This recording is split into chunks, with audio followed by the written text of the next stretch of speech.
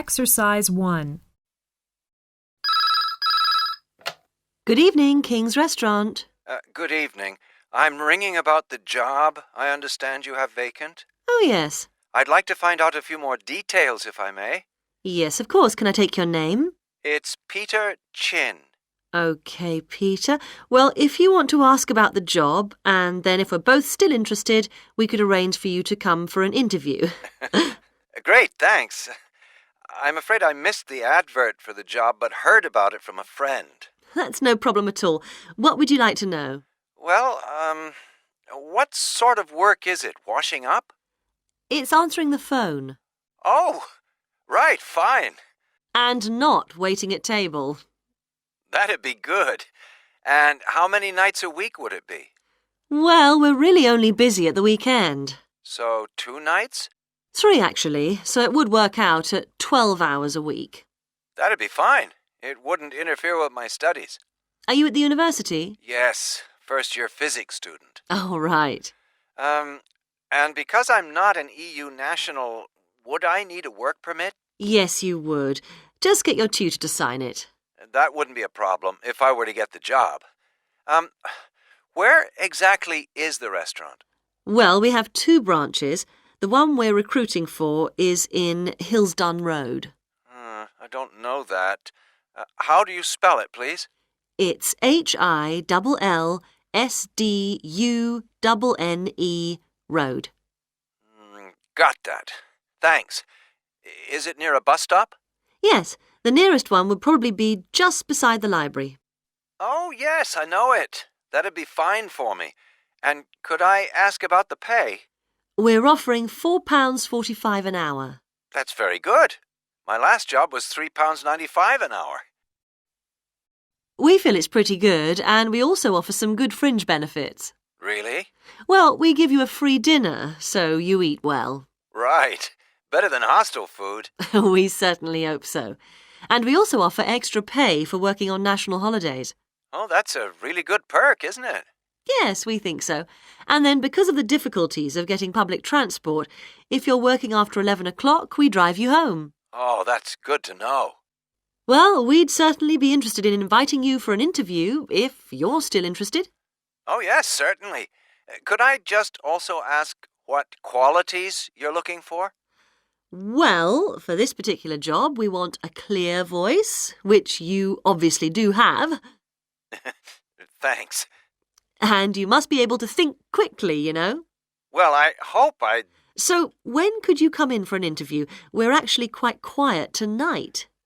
Sorry, I couldn't come tonight. Or tomorrow, I'm afraid. Thursday's okay.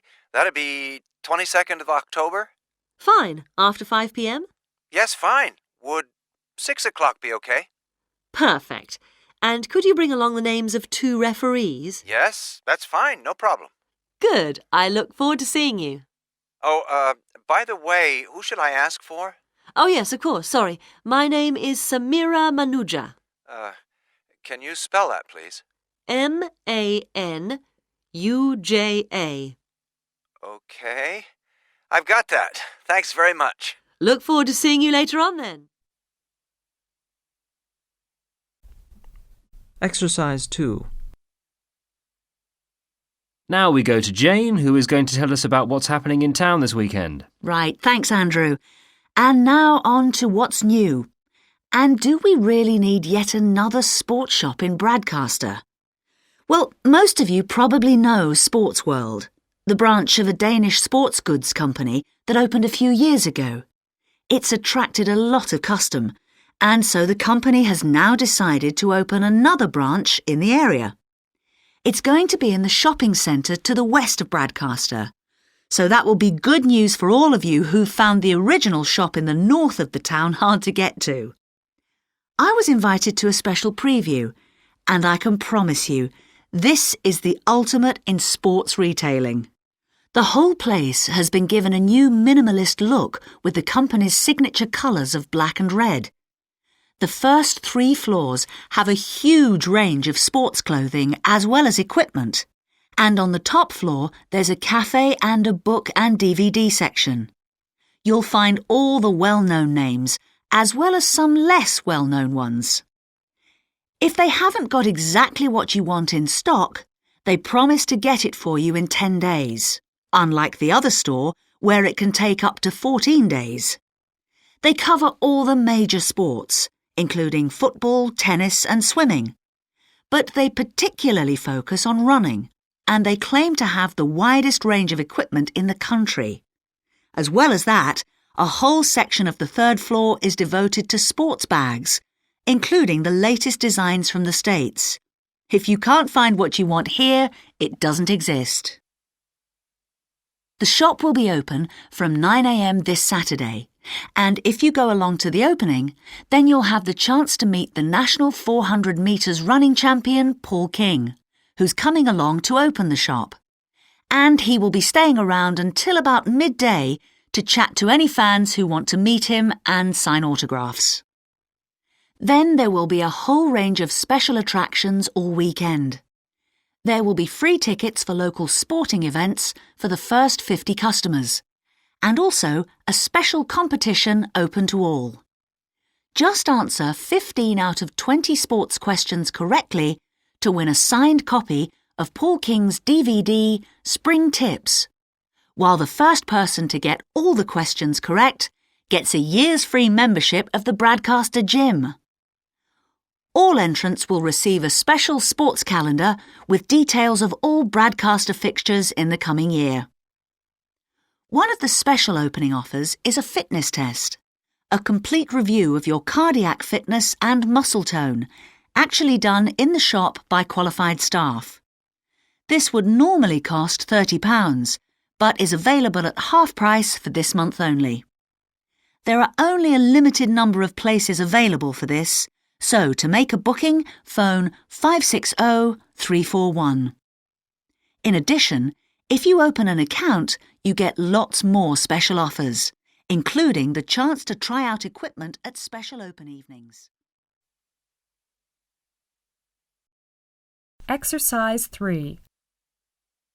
Before we start, Spiros and Hiroko, thanks for coming in today to talk about your recent study experiences. And congratulations to you both in doing so well in your first semester exams. Thank you.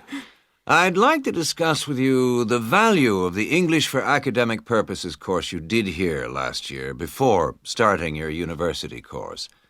Spiros, if I could start with you, what parts of the program have now proved to be particularly valuable to you?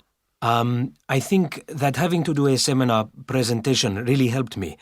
For example, a couple of weeks ago in our marketing subject, when it was my turn to give a presentation, I felt quite confident. Of course, I was still nervous, but because I had done one before, I knew what to expect. Also, I know I was well prepared, and I had practiced my timing. In fact, I think that in relation to some of the other people in my group, I did quite a good job, because my overall style was quite professional. What about you, Hiroko? That's interesting. In my group, I was really surprised by the way the students did their presentations. They just read their notes aloud. Can you believe that? They didn't worry about their presentation style or keeping eye contact with their audience. And I remember that these things were really stressed to us in the course here. So, how did you approach your presentation, Hiroko? Well, to speak frankly, I read my notes too. At the time, it was a relief to do it this way, but actually when I had finished, I didn't feel any real sense of satisfaction. I didn't feel positive about the experience at all. That's a pity. You know, although I was pleased with my presentation, I am not so pleased with my actual performance right now in the tutorials. During the whole semester, I've not said anything in our tutorial discussions. Not a word. Really, Spiros? Why's that? Do the other students talk too much? It's partly that, but it's mostly because I have had no confidence to speak out. Their style of speaking is so different. It's not the style we were used to during the course. They use so many colloquialisms.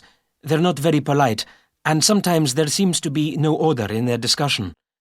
Also, they are very familiar with each other, so because they know each other's habits, they can let each other into the discussion. You're right, Spiros. I've experienced that too. For most of this semester, I've said absolutely nothing in tutorials. But recently, I've been trying to speak up more, and I just jump in, and I've noticed an interesting thing. I've noticed that if they thought my point was interesting or new, then the next time they actually asked for my opinion. And then it was much easier for me to be part of the discussion. Oh, that's great, Hiroko. I hope that happens for me next semester. I'll have to work hard to find some interesting points. What helped you to find these ideas? I think that one thing that helped me with this was the reading. I've had to do so much reading this semester just to help me make sense of the lectures. At first, I couldn't understand what the lectures were talking about, so I had to turn to the books and journals. Every night I read for hours, using the lists of references that were given, and I made pages of notes. At breakfast, I read and read my notes again. This habit has helped me to follow the ideas in the lectures, and it's also given me some ideas to use in the tutorials. But I did so much reading anyway. I don't think there's any time left over for anything extra. My reading speed is still quite slow, though I'm much better at dealing with vocabulary than I used to be. What else do you think we could add to the course program to help with this reading problem? There's not really anything because it's my problem. I remember we were given long articles to read.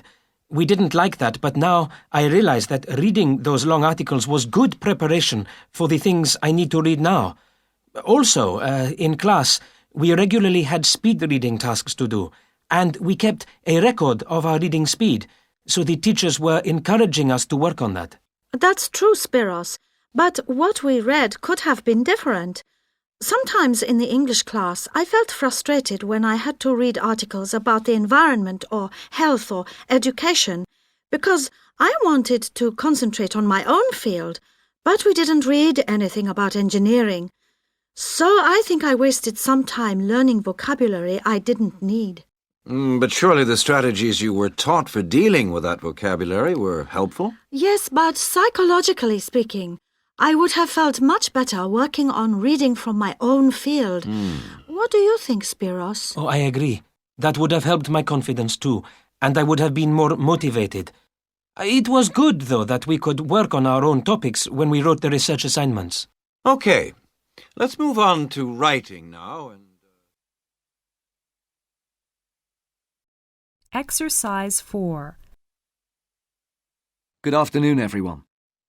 Well, with some of you about to go out on field work, it's timely that in this afternoon's session I'll be sharing some ideas about the reasons why groups of whales and dolphins sometimes swim ashore from the sea right onto the beach and, most often, die in what are known as mass strandings. Unfortunately, this type of event is a frequent occurrence in some of the locations that you'll be travelling to, where sometimes the tide goes out suddenly, confusing the animals. However, there are many other theories about the causes of mass strandings. The first is that the behaviour is linked to parasites. It's often found that stranded animals were infested with large numbers of parasites. For instance, a type of worm is commonly found in the ears of dead whales. Since marine animals rely heavily on their hearing to navigate, this type of infestation has the potential to be very harmful. Another theory is related to toxins or poisons. These have also been found to contribute to the death of many marine animals. Many toxins, as I'm sure you're aware, originate from plants or animals. The whale ingests these toxins in its normal feeding behaviour, but whether these poisons directly or indirectly lead to stranding and death seems to depend upon the toxin involved. In 1988, for example, 14 humpback whales examined after stranding along the beaches of Cape Cod were found to have been poisoned after eating tuna that contained saxitoxin, the same toxin that can be fatal in humans.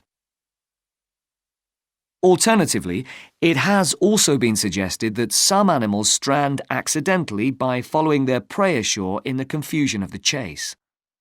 In 1995, David Thurston monitored pilot whales that beached after following squid ashore. However, this idea does not seem to hold true for the majority of mass strandings because examination of the animal's stomach contents revealed that most had not been feeding as they stranded. There are also some new theories which link strandings to humans. A growing concern is that loud noises in the ocean cause strandings. Noises such as those caused by military exercises are of particular concern and have been pinpointed as the cause of some strandings of late. One of these, a mass stranding of whales in 2000 in the Bahamas, coincided closely with experiments using a new submarine detection system. There were several factors that made this stranding stand out as different from previous strandings. This led researchers to look for a new cause. For one, all the stranded animals were healthy. In addition, the animals were spread out along 38 kilometres of coast, whereas it's more common for the animals to be found in a group when mass strandings occur. A final theory is related to group behaviour and suggests that sea mammals cannot distinguish between sick and healthy leaders and will follow sick leaders, even to an inevitable death. This is a particularly interesting theory, since the whales that are thought to be most social, the toothed whales, are the group that strand the most frequently. The theory is also supported by evidence from a dolphin stranding in 1994. Examination of the dead animals revealed that, apart from the leader, all the others had been healthy at the time of their death. Without one consistent theory, however, it is very hard for us to do anything about this phenomenon except to assist animals where and when we can. Stranding networks have been established around the world to aid in rescuing animals and collecting samples from those that could not be helped. I recommend John Connor's Marine Mammals Ashore as an excellent starting point if you're interested in finding out more about these networks or establishing one yourself. Exercise 5. Good morning. Can I help you? Yes, I've just been accepted on a course at the university and I'd like to try and arrange accommodation in a hall of residence. Yes, certainly. Please sit down. What I'll do is fill in a form with you to find out a little more about your preferences and so forth. Thank you. So, first of all, can I take your name? It's Anu Bhatt. Could you spell your name, please? Yes, ANUBHATT. Thanks. And could I ask your date of birth? The 31st of March, 1972. Thank you. And where are you from? India. Oh, right. And what will you be studying? I'm doing a course in nursing.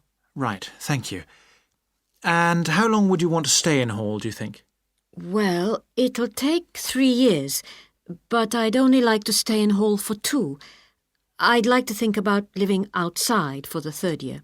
Fine. And what did you have in mind for catering? Do you want to cook for yourself or have all your meals provided? That's full board. Is there something in between? Yes, you can just have evening meal provided, which is half board. That's what I'd prefer. Yes, a lot of students opt for that. Now, with that in mind, do you have any special diet, anything we should know about? Yes, I don't take red meat. No red meat. Now, thinking about the room itself, we have a number of options. You can have a single study bedroom, or you can have a shared one. These are both what we call simple rooms. The other alternative is to opt for a single bedsit, which actually has more space and better facilities. There's about £20 a week difference between them. Well, actually my grant is quite generous, and I think the bedsit sounds the best option. Lovely. I'll put you down for that, and we'll see what availability is like. Now, can I ask some other personal details which we'd like to have on record? Yes, of course. I wonder if you could let us know what your interests are. This might help us get a closer match for placing you in a particular hall. Well, I love the theatre. Right. And I enjoy sports, particularly badminton. Ah, that's worth knowing. Now, what we finish with on the form is really a list from you of what your priorities are in choosing a hall, and we'll do our best to take these into account. Well, the first thing is I'd prefer a hall where there are other mature students, if possible. Yes, we do have halls which tend to cater for slightly older students. And I'd prefer to be out of town. That's actually very good for you because we tend to have more vacancies in out-of-town halls. Lucky. Yes. Anything else? Well, I would like somewhere with a shared area, a TV room, for example, or something like that. It's a good way to socialise. It certainly is. That's it. Now, we just need a contact telephone number for you. Oh, sure, I'll just find it. It's 667549. Great. So we'll be in contact with you as soon as possible. Exercise 6.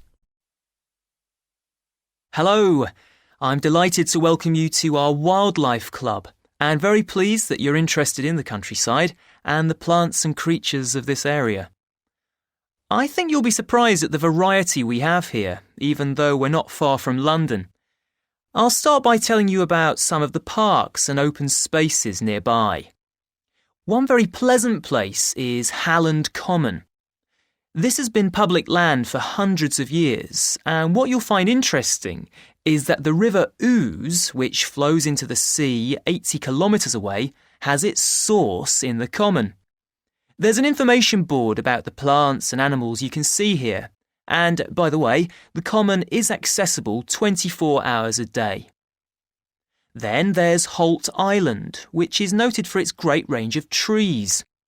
In the past, willows were grown here commercially for basket making, and this ancient craft has recently been reintroduced. The island is only open to the public from Friday to Sunday because it's quite small, and if there were people around every day, much of the wildlife would keep away. From there, it's just a short walk across the bridge to Longfield Country Park.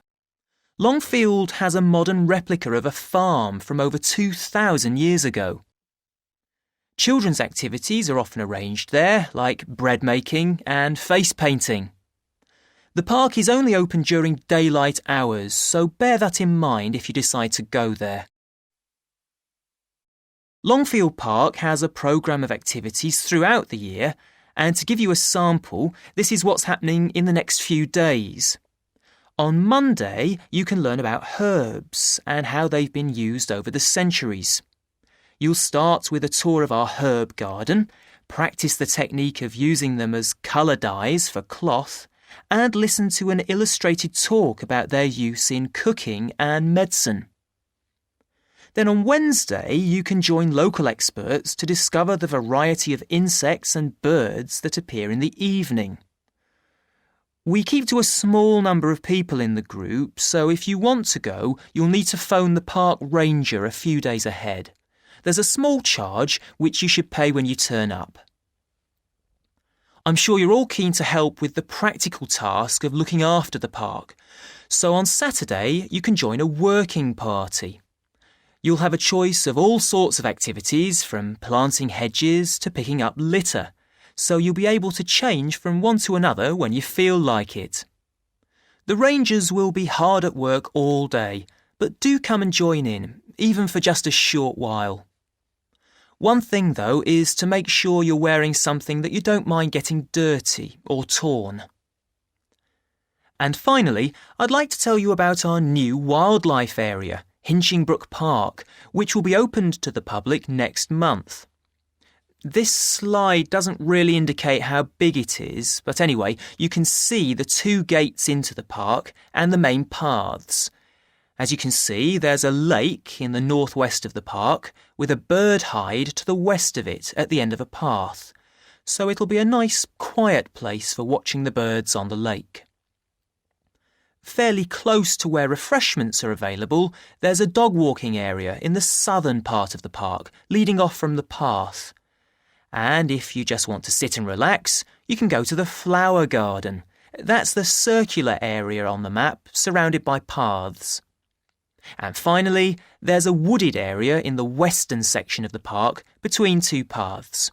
OK, that's enough from me, so let's get on and have a look. Exercise 7. Hi, Yun. As you know, I've asked you here today to discuss the future of our Self-Access Centre. We have to decide what we want to do about this very important resource for our English language students. So, can you tell me what the students think about this? Well, from the students' point of view, we would like to keep it.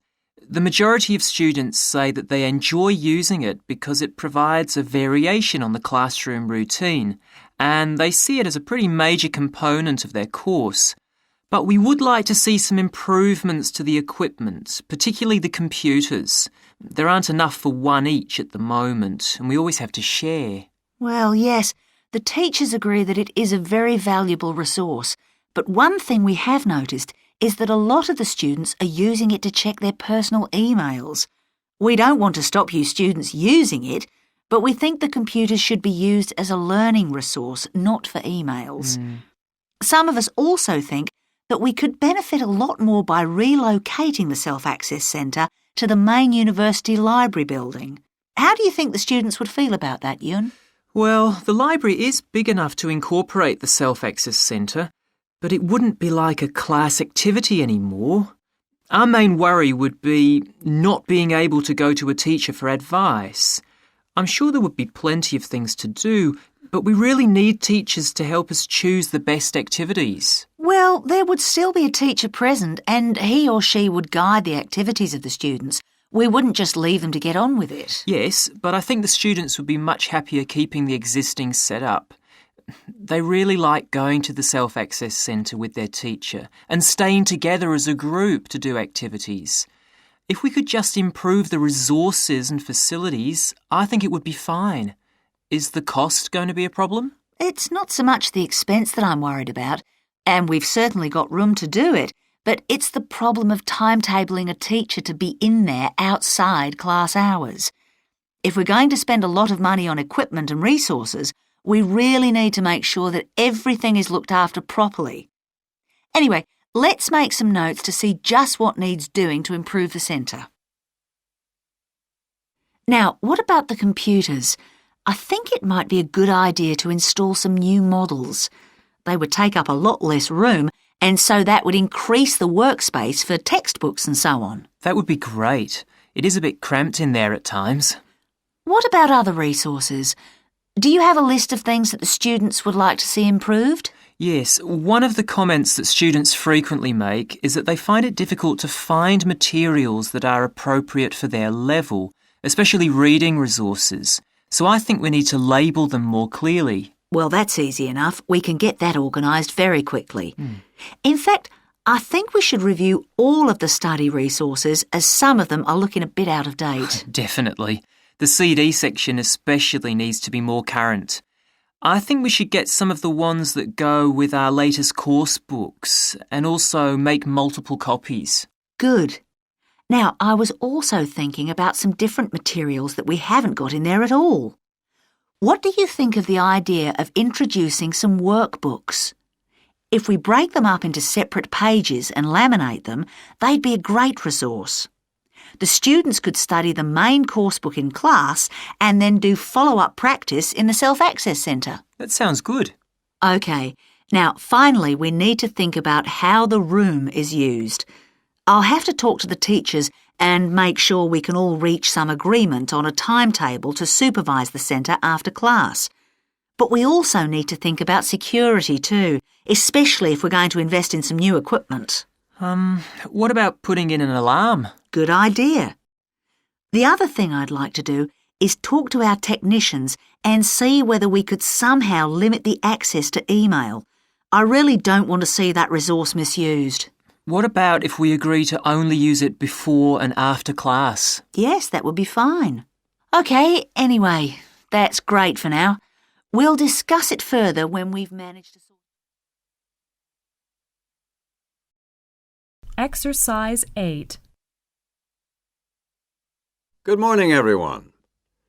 Now, whether you're going to university to study business or some other subject, many of you will eventually end up working for a company of some kind.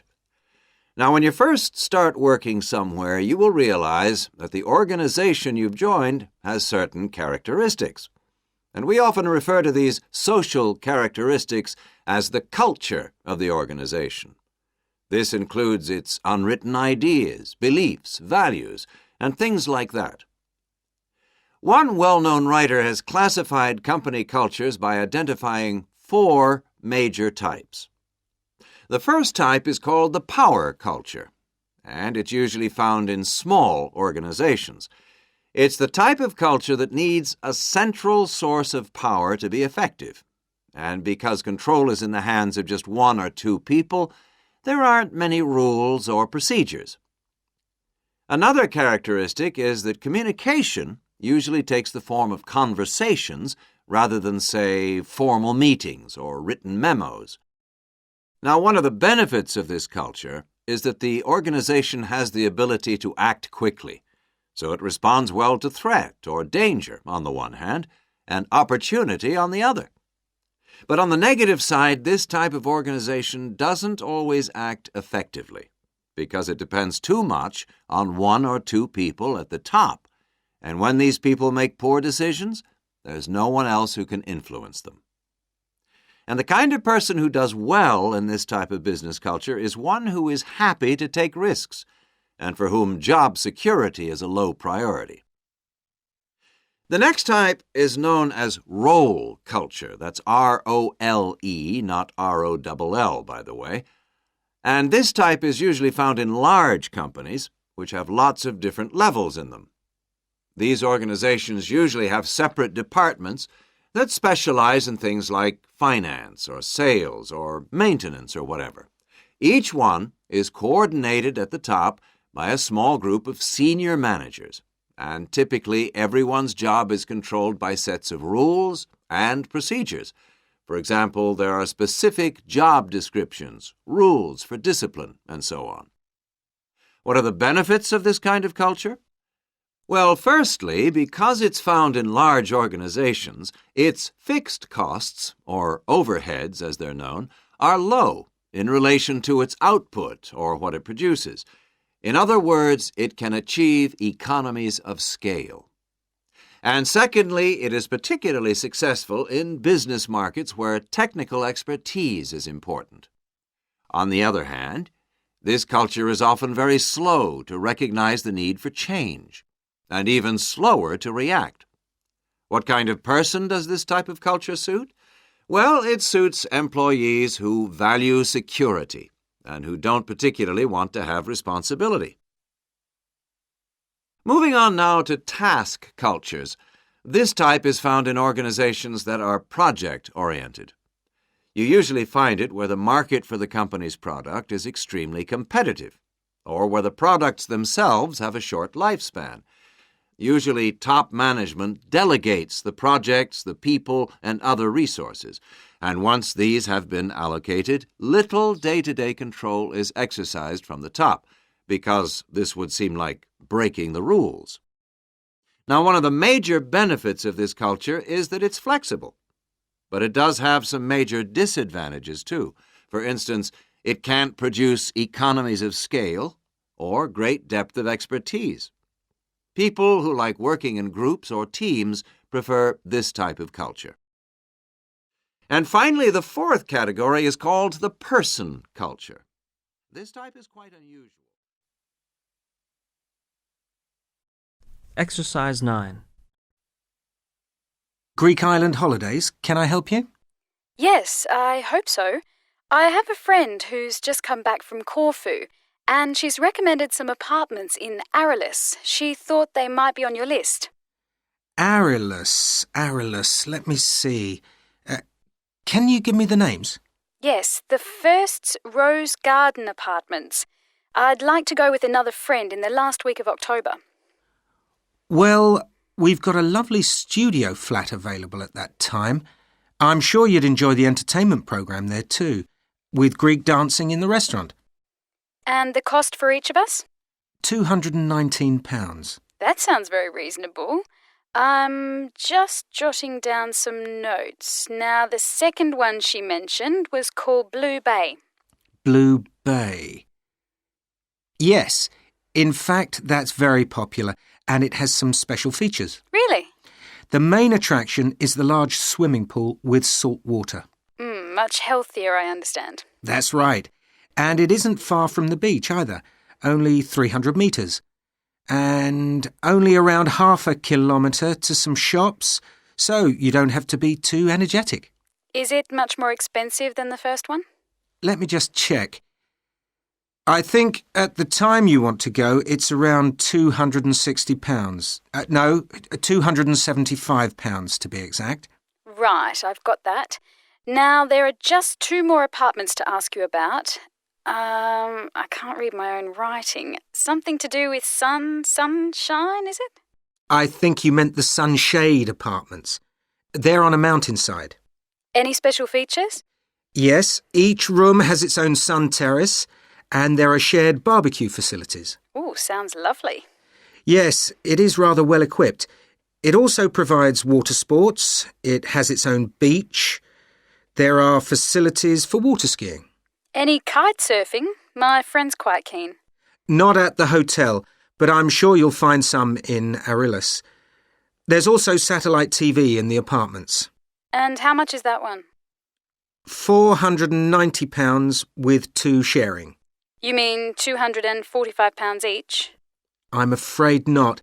Each person has to pay that amount, and there must be at least 2 in an apartment. Ooh, I don't think that would be within our budget, unfortunately. And the last one sounds a bit expensive too. The Grand? Actually, it's quite reasonable. It's an older style house with Greek paintings in every room and a balcony outside. Sounds nice. What are the views like? Well, there are forests all round, and they hide a supermarket just down the road, so that's very useful for all your shopping needs. There's a disco in the area too. And the price? £319 at that time, but if you leave it till November, it goes down by 40%. Too late, I'm afraid. Well, why don't I send you a brochure with full details, Miss... Nash.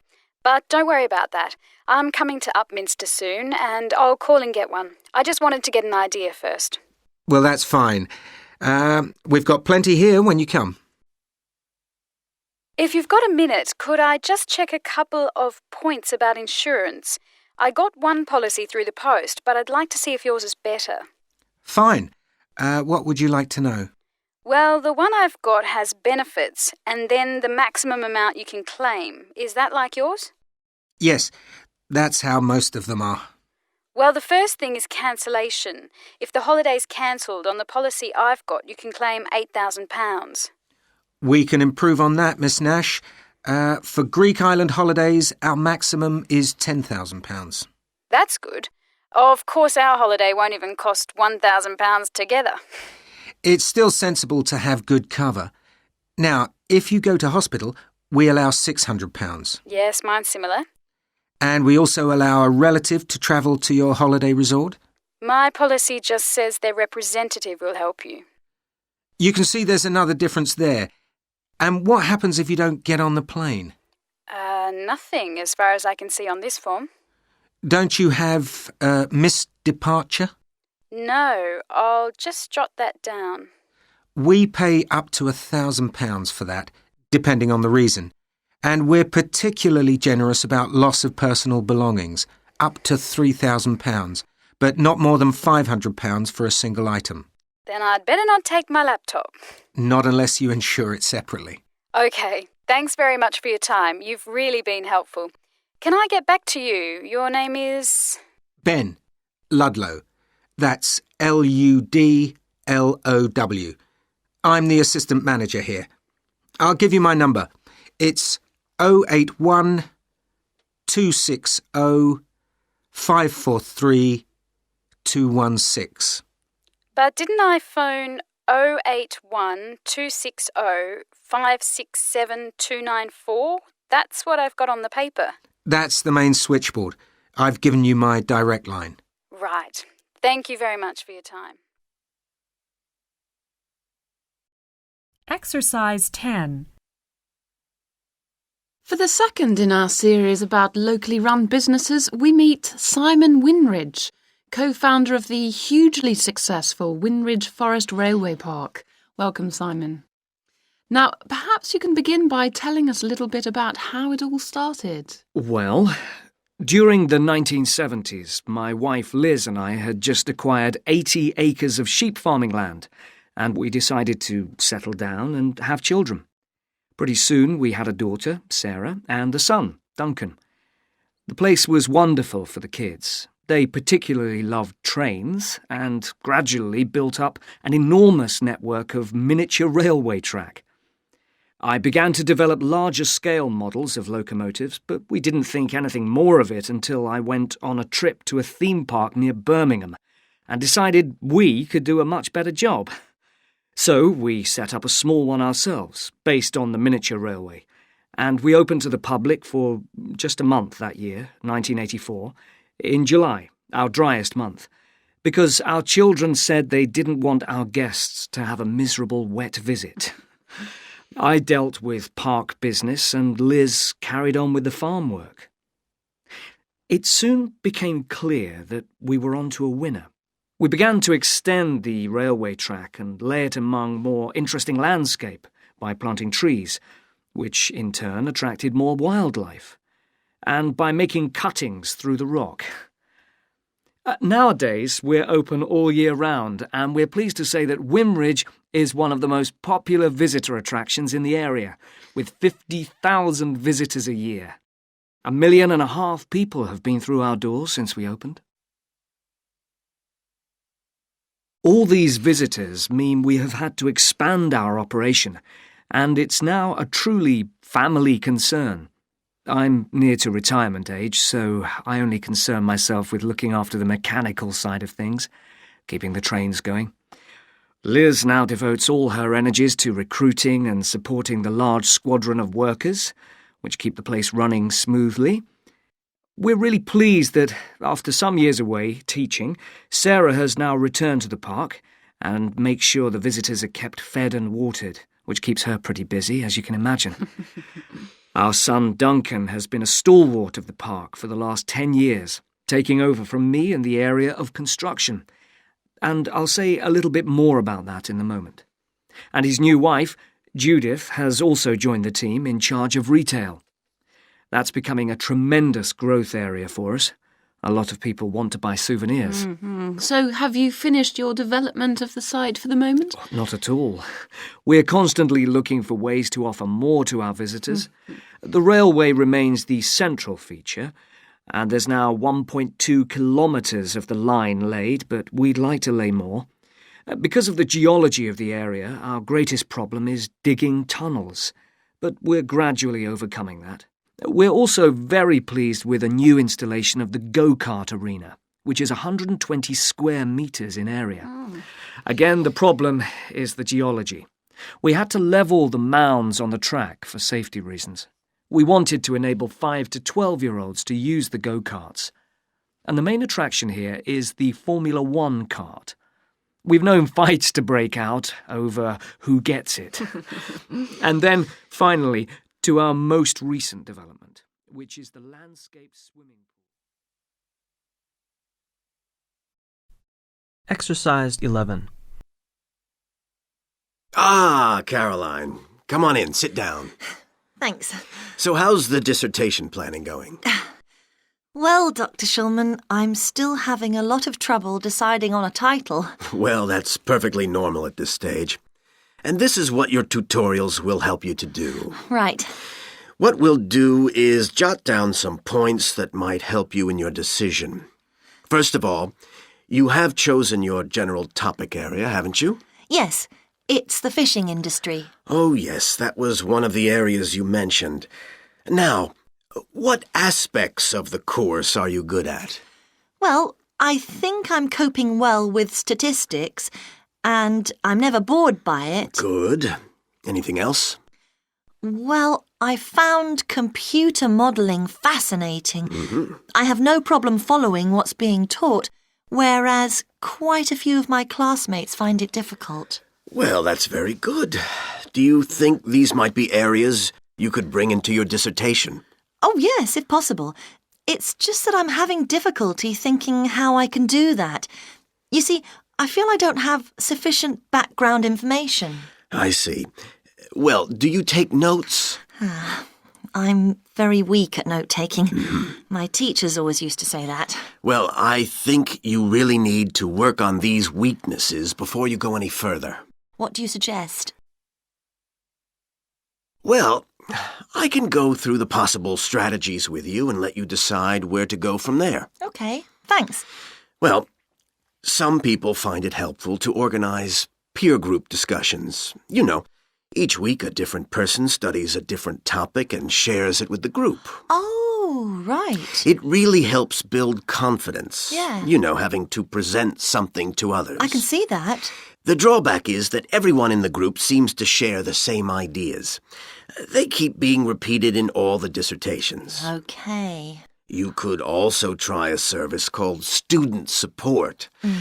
It's designed to give you a structured program over a number of weeks to develop your skills. Sounds good. Yes. Unfortunately, there are only a few places. But it's worth looking into. Yes, of course. I know I've got to work on my study skills. And then there are several study skills books you can consult. Right. They'll be a good source of reference. But the problem is, they are sometimes too general. Yes, that's what I've found. Other than that, I would strongly advise quite simple ideas, like using a card index. Well, yes, I've never done that before. It's simple, but it really works because you have to get points down in a small space. Another thing I always advise is don't just take your notes and forget about them. Read everything 3 times. That'll really fix them in your mind. Yes. I can see it'd take discipline, but... Well, if you establish good study skills at this stage, they'll be with you all your life. Oh, yes, I completely agree. It's just that I don't seem to be able to discipline myself. I need to talk things over. Well, we'll be continuing these tutorials, of course. Let's arrange next month's now. Let's see. I can see you virtually any time during the week starting the 22nd of January. What about the 24th? I'm free in the afternoon. Sorry, I'm booked then. What about the following day? The Thursday? Yeah? I can make the morning. Fine. We'll go for the 25th then. That's great. Thanks. Exercise 12. Good morning. In the last few lectures, I've been talking about the history of domestic building construction. But today, I want to begin looking at some contemporary experimental designs for housing. So, I'm going to start with a house which is constructed more or less under the ground. And one of the interesting things about this project is that the owners, both professionals but not architects, wanted to be closely involved, so they decided to manage the project themselves. Their chief aim was to create somewhere that was as environmentally friendly as possible. But at the same time, they wanted to live somewhere peaceful. They'd both grown up in a rural area and disliked urban life. So the first thing they did was to look for a site, and they found a disused stone quarry in a beautiful area. The price was relatively low, and they liked the idea of recycling the land, as it were. As it was, the quarry was an ugly blot on the landscape, and it wasn't productive any longer either. They consulted various architects and looked at a number of designs before finally deciding on one. As I've said, it was a design for a sort of underground house, and it was built into the earth itself, with 2 stories. The north, east, and west sides were set in the earth, and only the sloping south-facing side was exposed to the light. That was made of a double layer of very strong glass. There were also photovoltaic tiles fixed to the top and bottom of this sloping wall. These are tiles that are designed to store energy from the sun. And the walls had a layer of foam around them too to increase the insulation. Now, what is of interest to us about this project is the features which make the building energy efficient. Sunlight floods in through the glass wall, and to maximize it, there are lots of mirrors and windows inside the house. That helps to spread the light around. So that's the first thing. Light is utilized as fully as possible. In addition, the special tiles on the outside convert energy from the sun and generate some of the house's electricity. In fact, and it is possible that in future the house may even generate an electricity surplus, and that the owners will be able to sell some to the national grid. As well as that, wherever possible, recycled materials have been used. For example, the floors are made of reclaimed wood, and the owners haven't bought a single item of new furniture. They just kept what they already had. And then there's the system for dealing with the waste produced in the house. This is dealt with organically. It's purified by being filtered through reed beds which have been planted for that purpose in the garden. So the occupants of the house won't pollute the land or use any damaging chemicals. It's true that the actual construction of the house was harmful to the environment, mainly because they had to use massive amounts of concrete, one of the biggest sources of carbon dioxide in manufacturing. And, as you know, this is very damaging to the environment. In total, the house construction has released 70 tons of carbon dioxide into the air. Now that's a frightening thought. However, once the initial debt has been cleared, and it's been calculated that this will only take 15 years, this underground house won't cost anything, environmentally I mean, because unlike ordinary houses, it is run in a way that is completely environmentally friendly. So, eco-housing like this is likely to become much more. Exercise 13. Can I help you? Yes, I've just moved to this area with my wife and children, and I'd like to know where we can all register with a doctor at a health centre. Oh, OK. Well, there's Dr. Green at the Harvey Clinic. We always recommend her for babies because she's very good with them and she runs a special clinic. Oh, actually, my youngest child is 5, so that wouldn't be any good for us. Right. Is there anywhere else I could try? Yes, the Eshcol Health Practice is the next one on my list. How do you spell that? Eshcol. And it's Dr. Fuller who has space on his list. The clinic only opened a year ago, so the facilities are all very modern. That sounds good. And it's particularly good if you're busy during the day because they also do appointments in the evening. They're closed on Saturday, though. The only other place on the list is the health centre on Shore Lane. You can register with Dr. Gormley. That's Gormley. He's new there, but the centre has a very good reputation. Oh, yes. I think I know the road. That would be the best one. Thanks. Could you tell me, will all their services be free? There are usually some small charges that doctors make. Let me see what it says about the Shore Lane Centre. If you need to be vaccinated before any trips abroad, you won't have to pay for this. What else?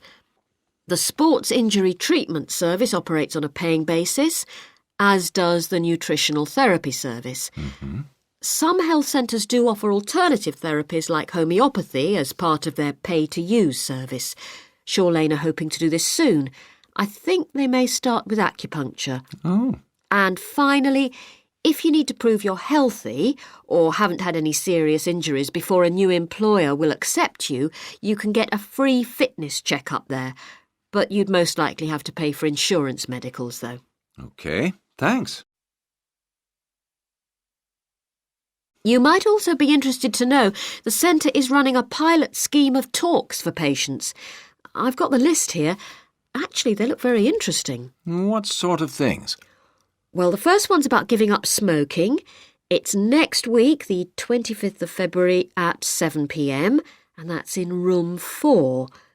It says the talk will stress the health benefits, particularly for people with asthma or heart disease. That sounds very interesting. There's also a talk for families with children. It's on healthy eating and takes place on the 1st of March at 5 o'clock. Will that be at the health centre? Actually, it's at the primary school on Shaw Lane. I imagine they're inviting the parents of pupils there. It says here, all welcome. I might go to that if I have time. There's a couple of other talks. One giving advice about how to avoid injuries while doing exercise. It's on the 9th of March. Oh, it's a late afternoon talk at 4:30. And it'll be in room 6. It also says the talk is suitable for all ages. And finally, there's a talk called Stress Management, which is on the...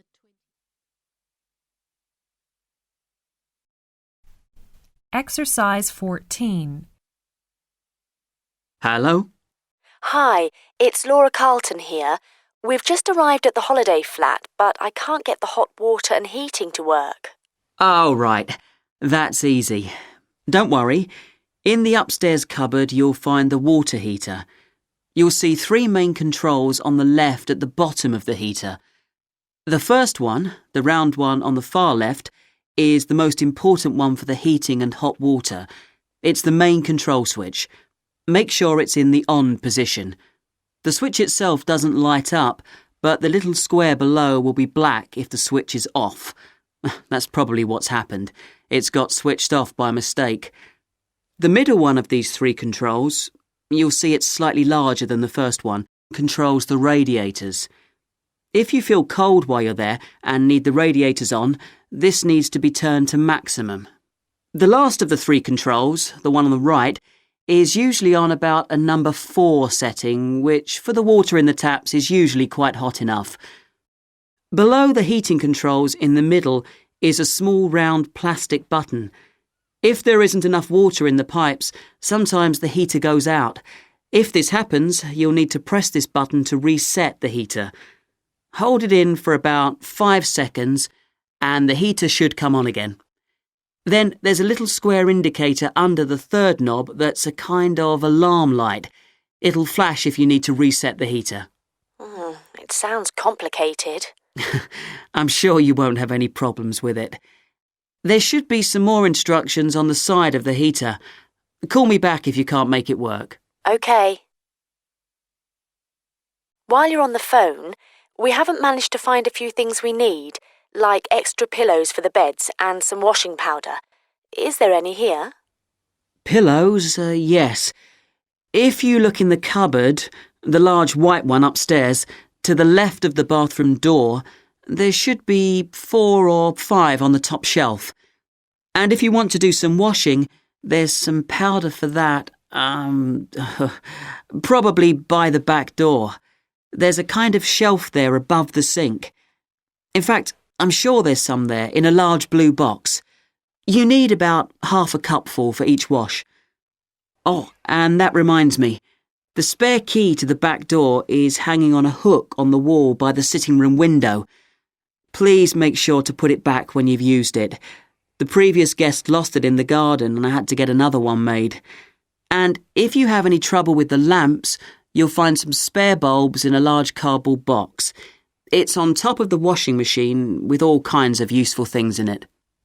Oh, and another thing I forgot to mention when we last spoke. Yes? I've left you a local map, so you'll be able to find your way around easily. It shows the whole area. I put it in the top drawer of the chest under the TV in your bedroom. There's a whole file of local information in there too. Thanks. What about visiting the town? Can you give us any advice? Yes, you'll need to take the car. It's too far to walk from the flat, really. You have to pay to leave your car in all the car parks now, I'm afraid. I like the one that's by the station best, and you can walk to the town centre from there in 5 minutes. That's where all the best restaurants are. But if you want a takeaway, the Italian one does really good pasta and pizzas. Call 732281 for that one, or 766119 for the Chinese. They're both good, and they'll both deliver to the flat. As for places to visit, yes, do go and see the Railway Museum. The exhibition is small, but really good. It gets very crowded on Sundays, so I suggest you visit it on a quieter day, later in the week, but not on Thursdays, which is market day. You won't find anywhere to park, and it's also the only day of the week when they're not open. Anything else? Not for the moment. Thanks. Exercise 15. Hello, Kira. How are you? Fine, thanks, Paul. How are you? Well, thanks. It's good to see you. It must be 12 months since you did our course. That's right. It's nice to come back and say hello. What course did you enroll in? Actually, I went straight into third-year pharmacy. They credited me with 2 years, which probably made it more difficult for me. On the other hand, you were lucky to be granted credits. Is that why you chose the course? Yes, and as I'd already finished a course in it in my country, I thought it would be easier if I studied something I already knew. I didn't realize you went into third year. I thought you started in first year. No wonder it was so hard. And what do you think is one of the big differences between studying at a university here and studying in your country? Well, I found it very difficult to write assignments because I wasn't familiar with that aspect of the system here. The main problem is that the lectures expect you to be critical. That made me feel really terrible. I thought, how can I possibly do it? How can I comment on someone else's research when they probably spent 5 years doing it? I think a lot of people who come from overseas countries have similar problems. But after a while, it became easier for me. People expect you to have problems with the process of reading and writing, but in fact, it is more a question of altering your viewpoint towards academic study. How was the content of the lectures? Was it easy for you? I didn't really have many problems understanding lectures. The content was very similar to what I'd studied before. And what about the lecturers themselves? Are they essentially the same as lecturers in your country? Well, actually, no. Here they're much easier to approach. After every lecture, you can go and ask them something you didn't understand, or you can make an appointment and talk to them about anything in the course. Maybe you found them different because you're a more mature student now, whereas when you were studying in your country, you were younger and not so assertive. No, I don't think that's the difference. Most of the students here do it. In my faculty, they all seem to make appointments, usually to talk about something in the course that's worrying them, but sometimes just about something that might really interest them, something they might want to specialize in. The lecturers must set aside certain times every week when they're available for students. That's good to hear. And how was your timetable? Was it a very busy year? Oh, very, very busy. They make you work very hard. Apart from lectures, we had practical sessions in a lot of subjects. We did these in small groups. I had to go and work 4 hours every week in a community pharmacy. Actually, I enjoyed this very much, meeting new people all the time. Then in second semester, we had to get experience in hospital dispensaries. So every second day we went to one of the big hospitals and worked there. And on top of all that, we had our assignments, which took me a lot of time. Oh, I nearly forgot. Between first and second semesters, we had to work full-time for 2 weeks in a hospital. That does sound a very heavy year. So, are you pleased now that you did it? Do you feel some sense of achievement? Yeah, I do feel much more confident, which I suppose is the most important thing. And have you got any recommendations for people who are studying from overseas? Well, I suppose they need very good English. It would be much better if they spent more time learning English before they enter the university, because you can be in big trouble if you don't understand what people are saying and you haven't got time to translate. Anything else? Well, as I said before, the biggest problem for me was lack of familiarity with the education system here. It sounds as if it was a real challenge. Congratulations, Kira. Thanks, Paul. Exercise 16.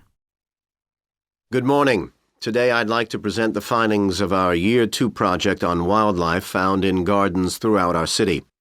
I'll start by saying something about the background to the project, then talk a little bit about our research techniques, and then indicate some of our interim findings. First of all, how did we choose our topic?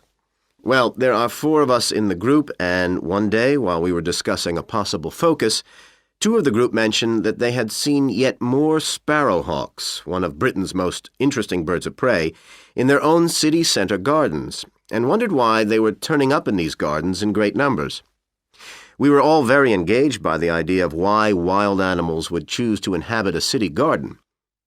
Why is it so popular with wildlife when the countryside itself is becoming less so? The first thing we did was to establish what proportion of the urban land is taken up by private gardens. We estimated that it was about 1/5, and this was endorsed by looking at large-scale usage maps in the town land survey office, 24% to be precise. Our own informal discussions with neighbors and friends led us to believe that many garden owners had interesting experiences to relate regarding wild animal sightings. So we decided to survey garden owners from different areas of the city. Just over 100 of them completed a survey once every 2 weeks for 12 months, ticking off species they had seen from a pro forma list, and adding the names of any rarer ones. Meanwhile, we were doing our own observations in selected gardens throughout the city. We deliberately chose smaller ones because they were by far the most typical in the city. The whole point of the project was to look at the norm, not the exception. Alongside this primary research on urban gardens, we were studying a lot of books about the decline of wild animals in the countryside and thinking of possible causes for this. So what did we find? Well, so much that I just won't have time to tell you about here. If you're interested in reading our more comprehensive findings, we've produced detailed graphic representations on the college website, and of course any of the group would be happy to talk to you about them. Just email us.